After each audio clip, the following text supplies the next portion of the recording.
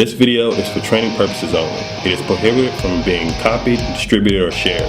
The concepts, statistics, and ideas do not necessarily represent those of World Financial Group and Transamerica Financial Advisors.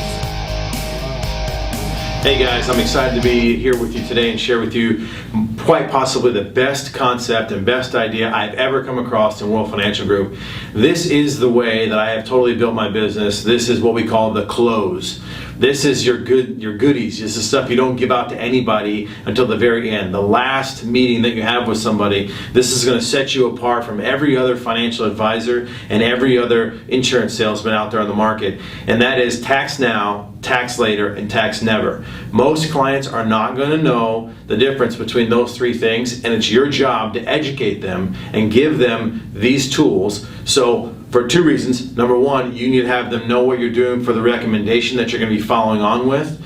And also, this is a way for you to prepare those clients for when somebody else comes behind you and says, hey, why didn't you get a mutual fund? How come you didn't do a 401k? Why is it that you didn't do a Roth IRA? Or whatever it may be, they can sit down and say, well, I don't want to pay tax on this, or I thought maybe tax defer was here. This was the better reason. They have an education to help combat those people who are going to come back behind you and try to get that business removed from your book. So let's get started. We're going to start right away with tax now. So I'm going to teach you guys this from an aspect of a teacher and trainer. We're also going to see this with the client on another presentation, but right now this is just for training purposes, okay? So here we go, tax now. Let's get started.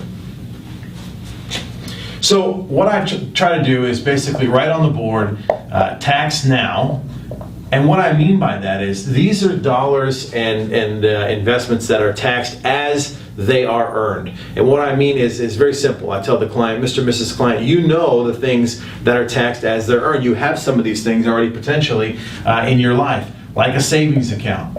Right now, currently a savings account, if we're lucky, is earning 0.5% interest. I mean, that is absolutely if we're lucky. Most banks are not even paying 0.1% interest. But let's go ahead and assume for a minute that they are. Now, earlier we showed you the rule of 72 as a concept. Now, you should have already showed this to your client. If you didn't, however, this is the place where you say, Mr. and Mrs. Smith, do you remember the rule of 72 that I shared with you? If they say yes, then you go ahead and write the rule of 72 right down here on the bottom real quick. And you say, here's the rule of 72.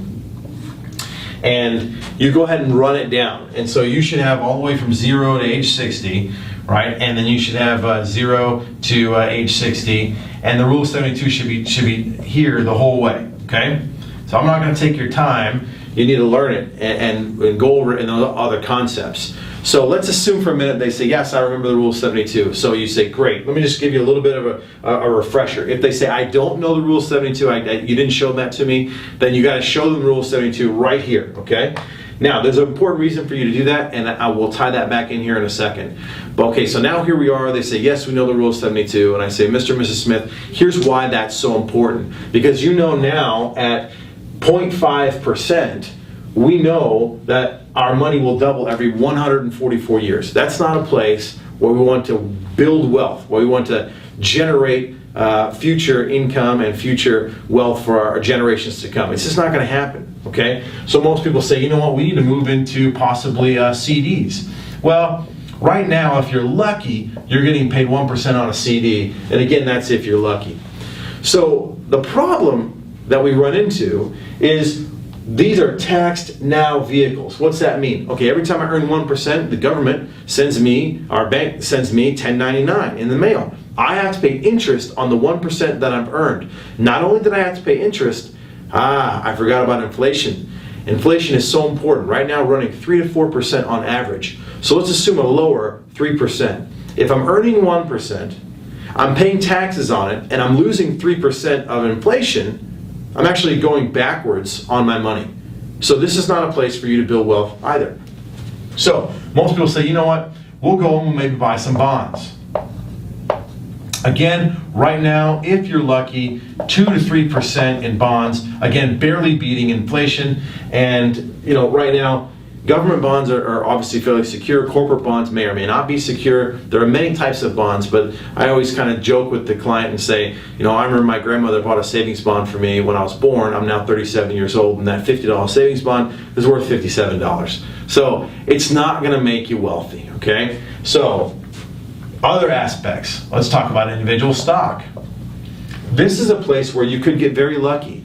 You could choose a stock like Walmart and it could go through the roof. If you got Walmart at inception, when it first started, man, Walmart through the roof, you're totally financially independent. Or you could get a stock, perhaps maybe the largest energy company in the free world, and you got the stock at a very low buying price, and you said, you know what, I'm so excited, I got this stock. It's a little company that turned into a huge company in Houston, Texas, and I love it, it's so exciting. And you went to bed as a millionaire. You wake up the next morning and you realize Enron is all over the news, and Enron has just collapsed. And because one person, a CEO, embezzled money, did some unethical, dishonest things, and now that stock that you put all of your eggs in one basket, that stock is now totally tanked and you are totally destitute. So I'm not a big proponent or believer in building wealth through individual stock. Now you can certainly do that. And that's what you want to do, Mr. and Mrs. Smith. I'm not going to be the person to help you do that with.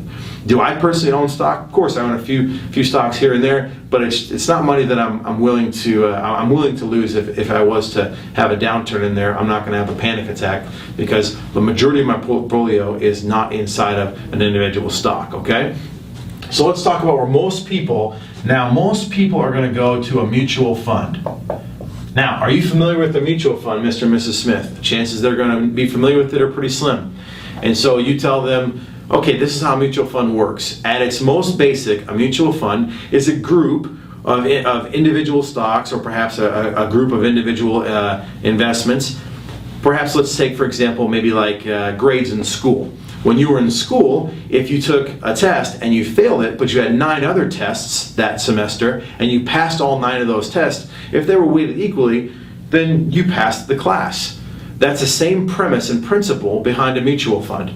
You have perhaps 1,000 different stocks, or 1 or 2 stocks tank. The other, 998 do okay. So you have basically, in effect, spread your risk out over a course of a large portion of individual stocks and/or different types of commodities or companies. Okay, so that's the premise behind a mutual fund at its most basic.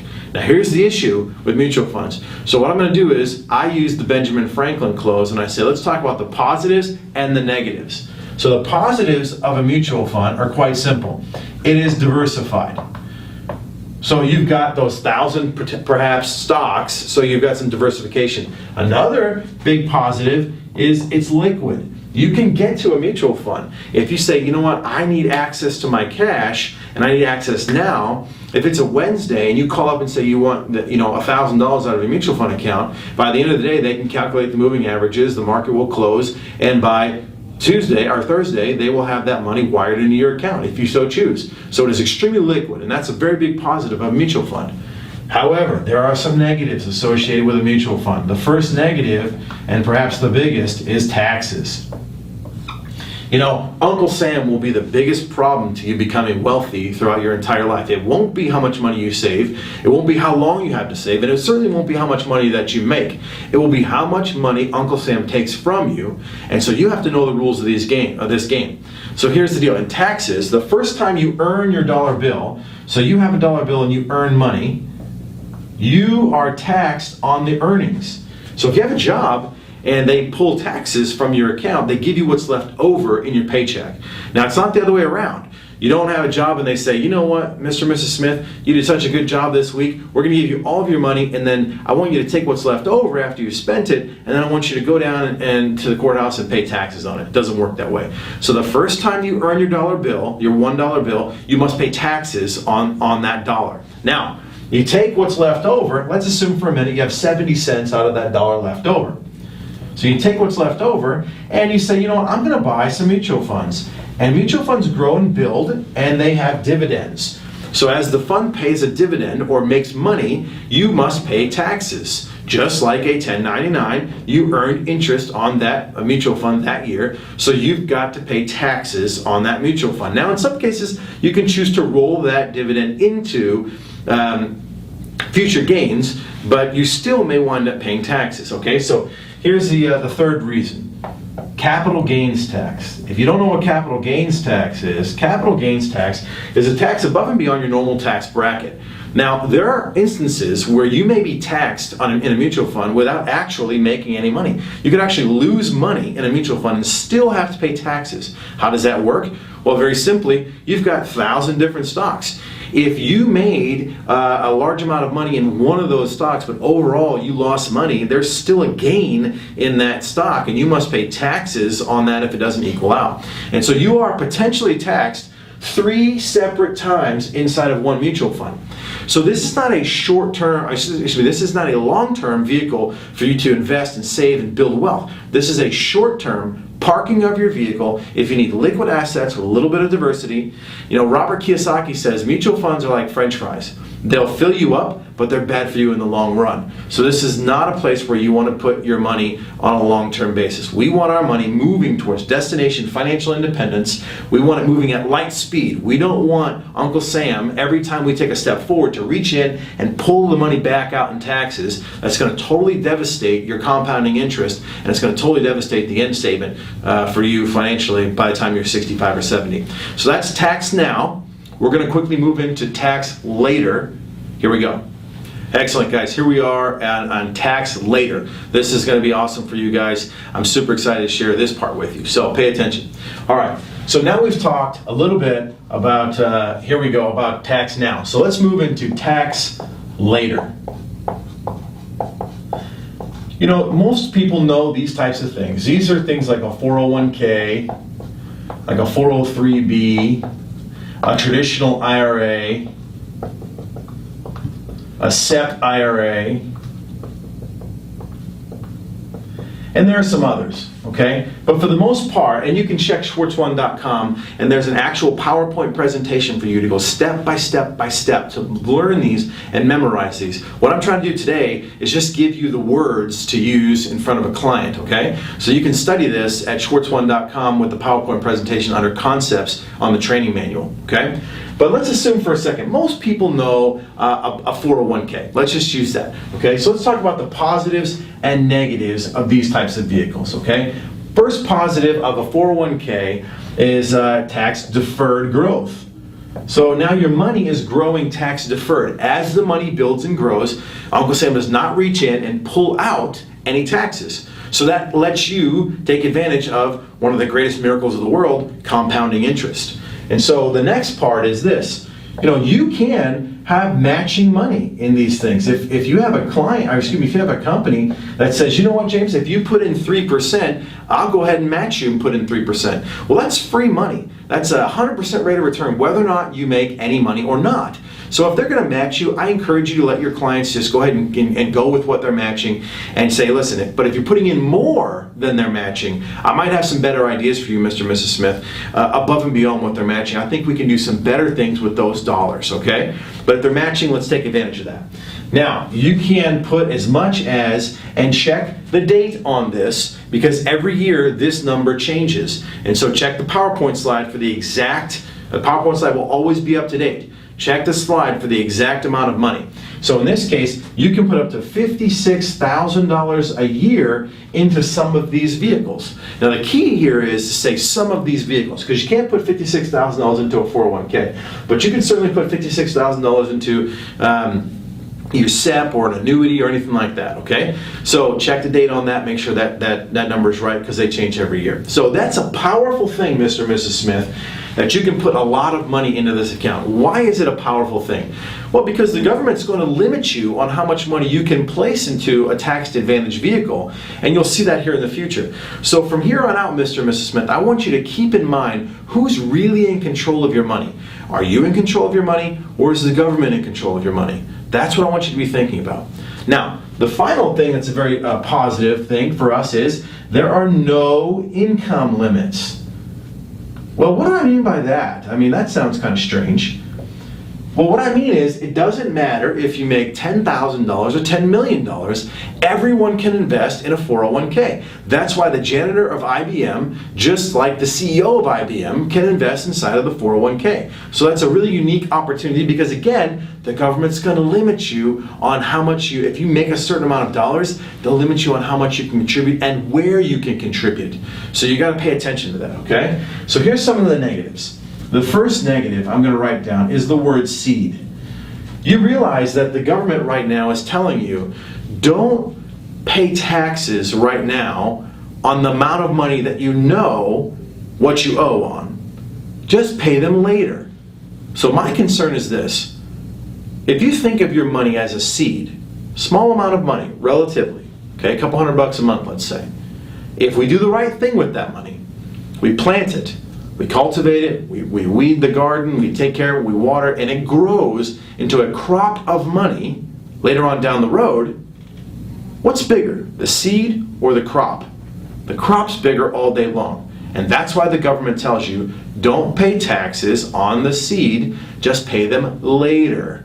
Because it's a larger amount of money. They're going to get more taxes on a larger amount of money. So I sometimes will tell a story, I call it the corn story. It's just like this. Mr. and Mrs. Smith, let's picture we went to the store and you took your car, not your truck, you took your car and you said, let's go ahead and buy some corn seed to plant in our field, in our backyard. We've got a couple of acres.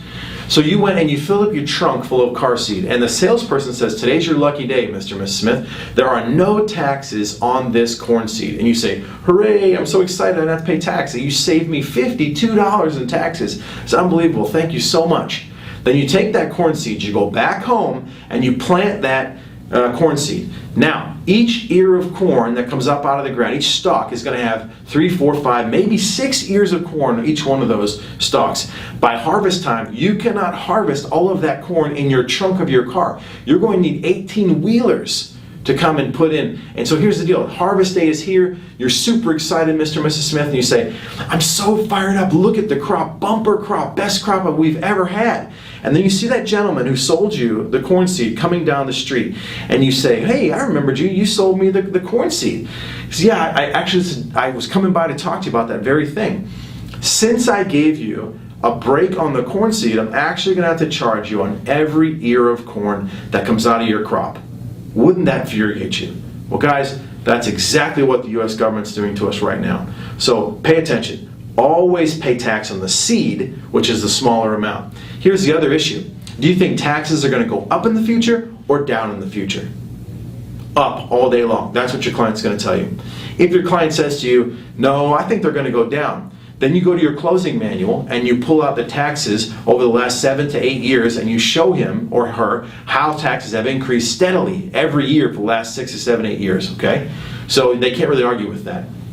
Another little bit of information that you need to have is the highest tax bracket in 1981 was 70%, 7-0. So in 1981, the highest tax bracket was 70%. Highest tax bracket today is 39. So we've already been in a place where 70% of the dollars that you make can go to government. So don't assume that it can't happen again. So will taxes go up in the future or go down? Well, they'll go up. Well, why would you forego a small amount of money, paying taxes on a small amount of money right now, and by the way, you know exactly what your tax bracket is, just to pass on those duties later on to say, you know what, I'll go ahead and pay taxes later on a larger amount of money at a bracket I really don't know what it is. Maybe it is 70% again. I don't know. But that's not something I want to do. I'm not in control of my money at that point, right? So here's another thing. 59 and a half is the age at which you are eligible to take money out of these accounts. Now, that's a twofold problem in my opinion. First part of that problem is, what if I need to access my money early in case there's an emergency? Well, I can't without having to get some severe penalties, which we're going to talk about here in a minute. But what if there's an opportunity? Can I access some money for an opportunity? No, you can't. The money is locked up. The government does that on purpose. We as a society have proven that we are bad savers. So, without making us do anything extra, at least if they put the money in this account, they make it kind of difficult for us to get the money back out. So we've got something set up for a retirement or savings account. So that's the first part of the problem, is we cannot touch the money before 59 and a half, which we may have an opportunity or an emergency. And by the way, the likelihood of an emergency coming up in your life is pretty good. And I asked the client, Mr. and Mrs. Smith, what's the likelihood of an emergency coming up in your lifetime? Someone passing away, someone getting sick, a fire, car breaking down, something happens. What's the likelihood? And they will tell you every time. It's pretty good. So the second part of that problem is, it started off at 52, moved to 57, moved to 59 and a half. This is a moving target. The government dictates when they want to move this age bracket. This is not something that we vote on as people. We don't go to the polls and say, yes, I want to vote for President Obama and I want to vote to raise the 59.5 to 65. You just don't do that. They change it whenever they like. So again, you're not in control of these dollars. So who knows if you're 35, 40 years old, or even if you're 50 years old, who knows 8 to 10, 12, 13, 15, 20 years from now, what that's going to be. What if it's 65? What if it's 75? What if the government moves to 75 before you can take money out of this account? How does that make you feel? Well, what if you were 59 and a half and you said, you know what, they moved it on me. They moved it to 65. Well, I put it in when I was 59 and a half, so I'm grandfathered. No, you're not. You're not grandfathered in. It moves and you must move with it. So if you're 59, 5 months and 30 days and the rule changes, you're stuck until they move it. Now let's assume they move it to 65 for a second. You have two choices. You either work another 5.5 years, or you say, to heck with that, I'm getting my money, I don't care what you say, I want my money. If that's the case, you are going to pay penalties. Well, what kind of penalties? 10% on top of your tax bracket. So if you're at a 30% tax bracket with a 10% penalty, that's 40% of your dollars are going to Uncle Sam. So if you liquidate your 401k and you've got $1 million in there, $400,000 goes to the government in taxes and penalties. That's ridiculous. So, do we have any liquidity? Absolutely not. We've got no liquidity and no liquid accessibility to those assets. So, can we take money out? Sure, we can borrow money out of these accounts, but we're doing exactly that. We're borrowing money. So if you have a 401k and you want to use money, guess what happens? The company charges you dollars of interest on your own money. Isn't that crazy? So I want you to think about something, by the way. If you have an outstanding loan and you were laid off, you're fired, or you quit, you have 30 days to put that money back into your account, or they will tax you, penalize you, and keep the interest that they told you that they would give you back in the borrowing. If you don't lose your job, you have 5 years to put that money back into the account. So you have to start paying that money back. It's kind of crazy. Again, who's in control, right? So age 70 and a half, that's the age at which you are forced to take money out of these accounts. The government's been patient. We started at 35, here we are 35 years later, and they say, you know what, we want our taxes. It's about time. If you don't take your taxes or take your money out of this account under your required minimum distributions, if you don't do that, they begin taxing you as much as 70% of the money in the account. So you got to understand the rules. You know, there are two tax systems in America, one for the informed and one for the uninformed. You must get informed on how these things work. One more thing is plan completion. And what I mean by this is, you know, there is no plan completion inside of a 401k.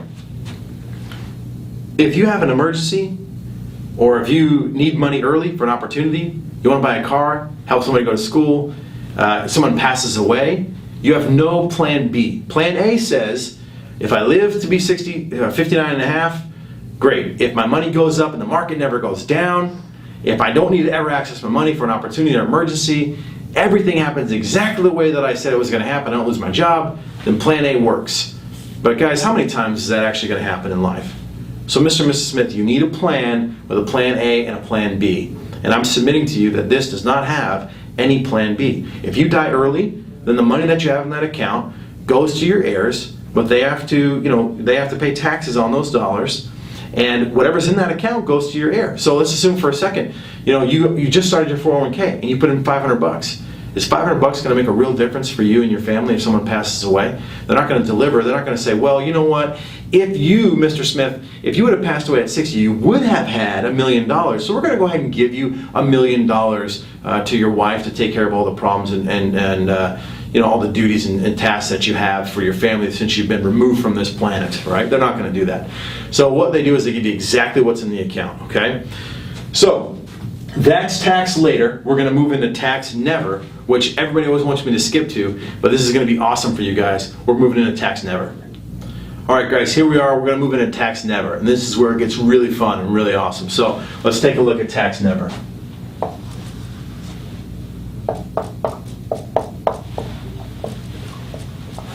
All right, tax never. there's only really two things in Tax Never that are available to our clients: a Roth IRA and an IRC 7702. So let's talk positives and negatives again. And let's talk positives and negatives about the Roth first, okay? First positive of a Roth. Well, the money grows tax deferred. People say, James, no, a Roth is tax-free. We don't have to pay taxes on the Roth. No. A Roth is only tax-free once you reach 59.5. If you access the money in a Roth IRA before 59.5, it is simply tax deferred. So, now, next positive, tax-free. If you reach 59.5, you do not have to pay taxes on the dollars that this account is accumulated to. That's powerful. It's a big deal. Now, seed. We learned earlier that the seed is always smaller than the crop. Always smaller. Pay the tax on the seed, not the crop. Easy. We got that. Now, you've got some safety built up in a Roth because you have choices. Now, what do I mean by that? Well, think of a Roth as a wrapper. It's just like a candy wrapper. Inside of that wrapper, the wrapper could be golden on the outside, but inside of that wrapper, you could have a peanut butter candy, a chocolate candy, a caramel candy, a nougat candy, whatever it may be. So it just wraps around that candy. So a Roth IRA can give you choices. You could actually designate your Roth IRA, wrap your savings account with the blanket or the wrapper of a Roth IRA, and now you don't have to pay taxes on your savings account. Now, you really wouldn't want to do that because earning 0.5% interest is really not in your best, your best interest. So, you can make your Roth gold, you can make your Roth real estate, you can make your Roth mutual funds, you can make your Roth lots of different things, stocks.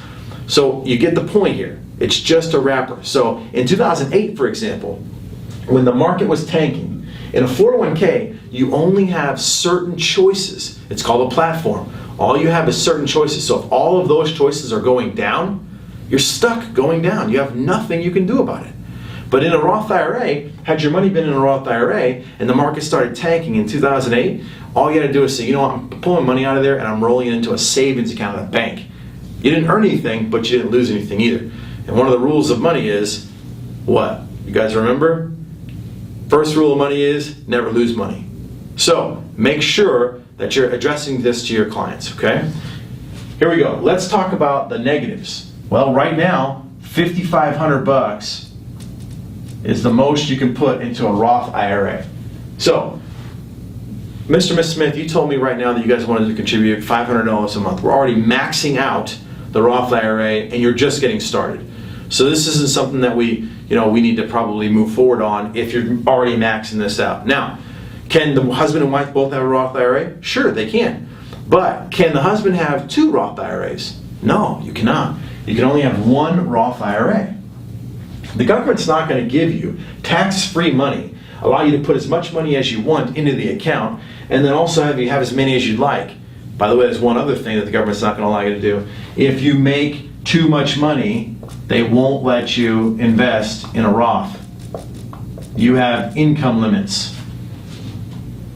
So check the Schwartz One website for that PowerPoint to tell you what the income limits were. But the most recent that I remember is pretty simple. If you make about $126,000 as an individual or $166,000 as a married couple, you can no longer invest in a Roth IRA. Now, I don't know if those numbers are accurate based on the time of the video that we're watching, but you need to check Schwartz One. The PowerPoint will always be accurate. So in this case, you may have a couple clients that already make more than allowable into the Roth IRA. And I have had clients put more money into that and not know that they were over the limit and had to wind up paying penalties. Here's what's crazy. Everything below this line still applies to a Roth IRA except the 70.5. You still have to be 59.5. There are still penalties to use it. There's still no liquidity. You can borrow money out and there's no plan completion. There is some benefits, however, with being tax-free. So that's a Roth IRA. Let's talk about the IRC 7702. And this is when you have to get a little bit animated with your clients in front of you. So an IRC 7702 is a little bit of life insurance wrapped with an investment, or excuse me, a savings, not an investment, wrapped with a savings. That savings goes together just like a Reese's peanut butter cup. You can't have one without the other. You cannot have the life insurance without the savings, you get the same benefits that you're getting inside the IRC 7702. Now, this is known as an indexed universal life. What's so cool about that is it's exempt to any taxes, any judgments, lawsuits, liens, bankruptcies, or malpractice. This is totally wealth sheltering. This is something you do not have to disclose on student aid forms. So for me, for example, all of my kids have IULs based on them set up for their school. Because if I set up a 529 plan, which by the way is over here, if I set up a 529 plan for my child, then I could potentially be taxed, and I will definitely be penalized when I fill out a student aid form known as a FAFSA. When I fill that out, I'll be penalized because they'll say, your mom and dad have plenty of money saved up for you. They set it aside for you to go to college. Let's just go ahead and use that. My kids won't be able to access or have abilities to, or at least as much ability to, go ahead and get a grant or a scholarship.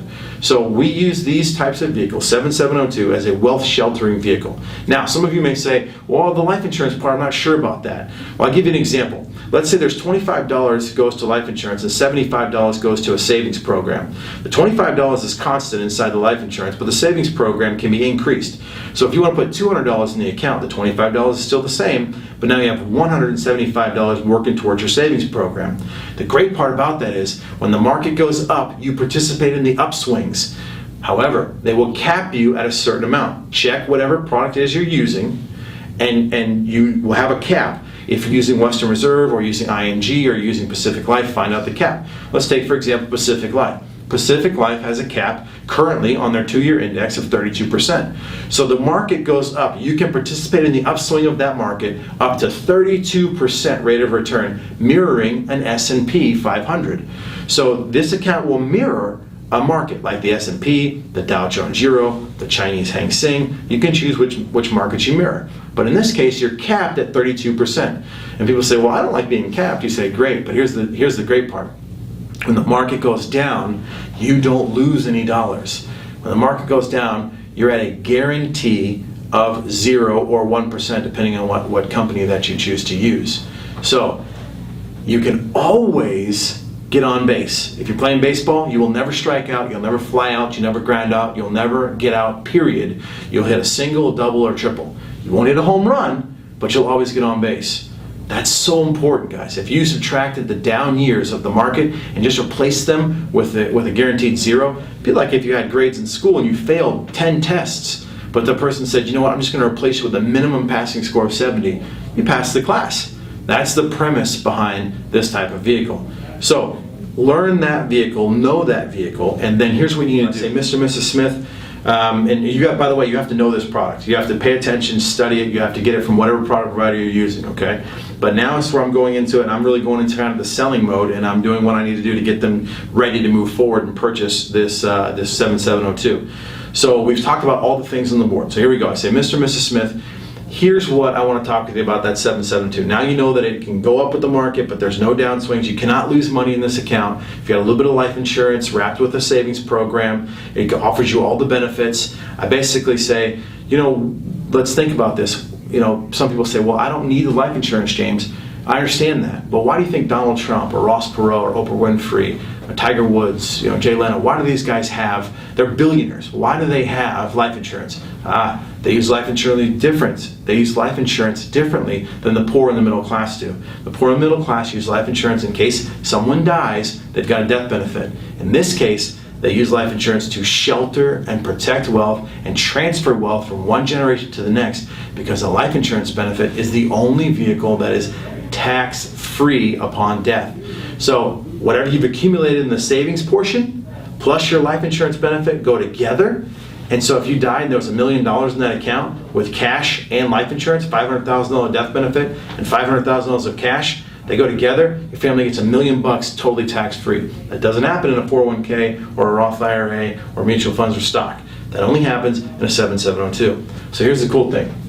Mr. and Mrs. Smith, there are no $5,000 limits. As a matter of fact, and pay attention to whatever vehicle you build for them, because they will tell you, the 7Pay will tell you how much, or the guideline single premium will tell you, or annual premium, excuse me, will tell you how much you're allowed to put in this account. So in this case, I'm going to say, Mr. and Mrs. Smith, you're able to put in $14,000 a year. If you ever got to $14,000 a year and you wanted another one, well, you can have more than one. As a matter of fact, I personally, and this is where you have to have your own testimony, I personally have 6 of these things.